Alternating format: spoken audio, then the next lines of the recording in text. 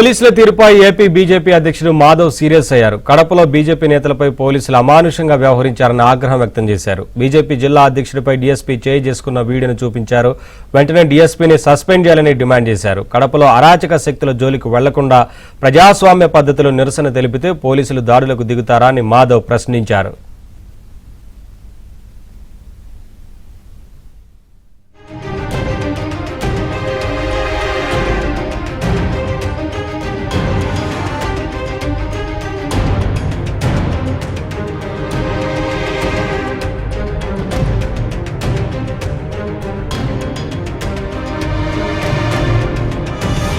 కడపలో అరాచక శక్తుల జోలికి వెళ్లకుండా ప్రజాస్వామ్య పద్ధతిలో నిరసన తెలిపితే పోలీసులు దాడులకు దిగుతారా అని మాధవ్ ప్రశ్నించారు.